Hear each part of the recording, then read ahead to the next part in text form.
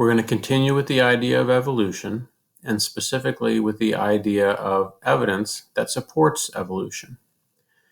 Thinking back to what we said in a previous lecture, there are two key words when it comes to evolution. The words are change, as in living things have changed over time, and the word related, that life is part of one big family tree and that we're all related.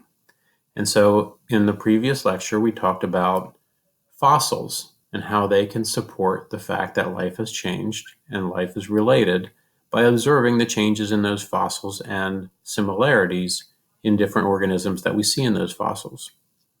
We're going to continue along that same vein today with this idea of vestigial organs. Vestigial organs are simply body parts, but they are body parts that serve no function. Think about that for a second. We have body parts that don't do anything for us. Now, I know that there are body parts that we could remove and continue to live. Some people, for instance, have their tonsils removed. Well, that doesn't mean that the tonsils didn't serve a function. We're just able to live despite not having them anymore. That's not what we're talking about here. We're talking about body parts that truly serve no purpose. What does this support in terms of evolution? It supports change.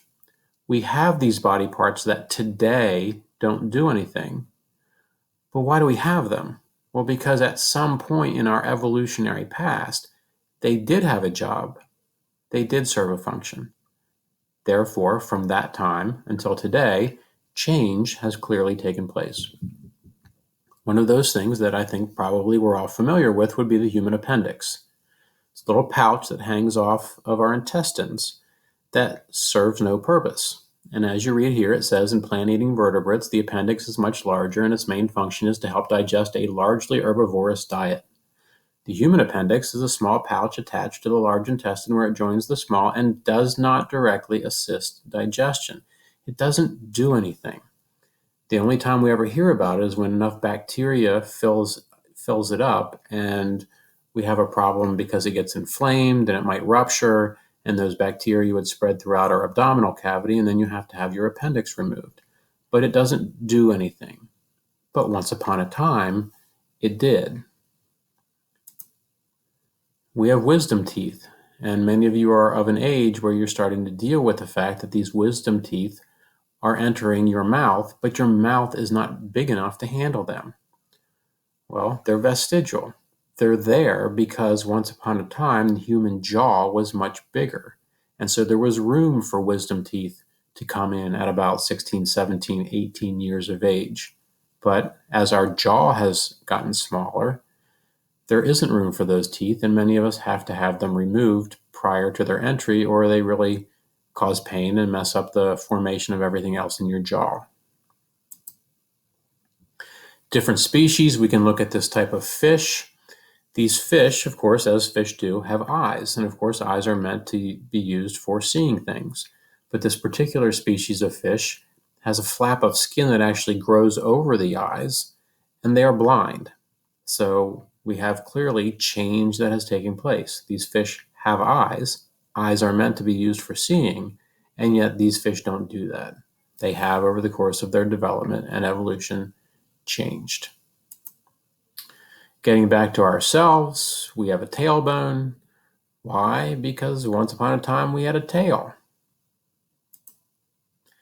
Whales. Whales, of course, are not fish. They're mammals, and mammals developed on land. And when on land, of course, they had legs. They walked around.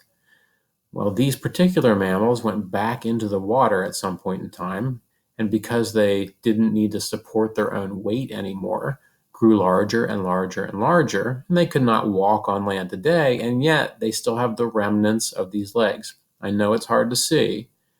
Here's a blown up version of things, but if you look right there, there are what would have been the hind legs of this particular species of whale.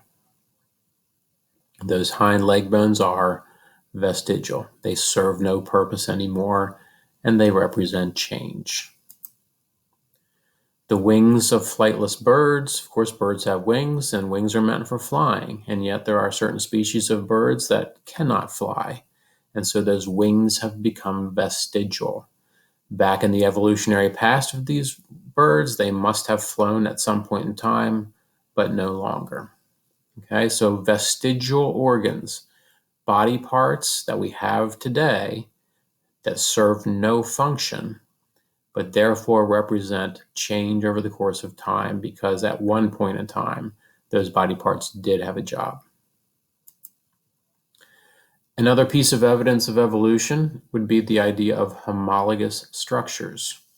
We've dealt with the word homologous before. It means the same, but not identical. This is not so much a representation of the change aspect of evolution, but instead the related aspect of evolution. You are looking here at the arm bones, the arm structure of 7 different species: frog, lizard, bird, human, cow, whale, bat. Those are 7 pretty different types of animals. And yet, if we look at their arm bones, they are homologous. They are the same, but not identical. Let's look at the frog for a second. You've got here 1 bone, and if we go a little lower, we have 2 parallel bones. And if we go down a little further into this area, we have a bunch of puzzle piece-like bones that all fit pretty nicely and neatly together. And then we have some long, thin bones that are laid end to end. Now let's look at ourselves. 1 bone, 2 parallel bones, a bunch of puzzle piece-like bones that all fit nicely and neatly together, and then some short, thin bones laid end to end. In other words, it doesn't matter which of these 7 that we look at. I realize that the size might be different. A frog arm and a human arm are certainly a different size. But you've got the same basic body plan. It's the same basic design. The sizes are a little bit different. Even the shapes of the bones are a little bit different. But you can't argue the basic premise of the design, whether you're looking at the lizard or the bird or the bat or the whale. It's all the same design. Why? Because somewhere back in time, all of these species were one, and they branched off from each other, and they changed over the course of time since then, but the same basic body plan still exists. And if we want to take it a step further and not just look at the arm bones, let's look at the whole skeletal structure of 2 different species. I've got 2 pictures here. One of them happens to be a rat, and the other happens to be a cat. Now, clearly, I changed the size of one of the pictures because a cat would be bigger than a rat. Frankly, I'm not even sure which is which anymore. I think this is the cat to the left and the rat to the right. But look at the body plan here. Look at the basic skeletal structure. It's the same. You have a brain case here. You have a hinged jaw. You have vertebrae protecting a spinal cord. You have a rib cage that's protecting vital internal organs. You have the arm bones that we've already talked about and the leg bones. And if you look at the rat over here, yes, the sizes are going to be different and maybe some shapes are going to be a little bit different, but it's the same basic plan. Brain case, hinged jaw, vertebrae, rib cage, arm bones, leg bones. It's the same design. Why? Because they're related to each other. They diverged from a common ancestor. And we do not have to stick just to the skeletal structure. Look at the cat, look at the dog, look at the human. You can see all the same body parts internally there, and they're performing all the same functions. Are they the exact same size and shape in every case? No, absolutely not. But they're pretty much in the same place, and they're pretty much the same shape, and they're performing the same basic structures, whether you're talking about the esophagus of the cat or the dog or the human. It's doing the same job. Why? Because all of these things are related to each other. They all have common ancestry. If we continue along those same lines of common ancestry, we can look at something referred to as comparative embryology. Look at the top line here. We've got lines 1, 2, and 3, but at the top line, if you go across those 8 different pictures, everything pretty much looks the same. As you go down a step, to step 2, things start to get a little bit different, and by the time you get down to step 3, you can definitely make out the differences between the fish and the salamander, the tortoise, etc. The idea here is again the same as the homologous structures. There are similarities here, and those similarities are very obvious up here at the top. How did the embryos of all these living things, and they're very different, fish, salamander, human, we don't consider ourselves too closely related to those things, and yet, look at the early embryological stages.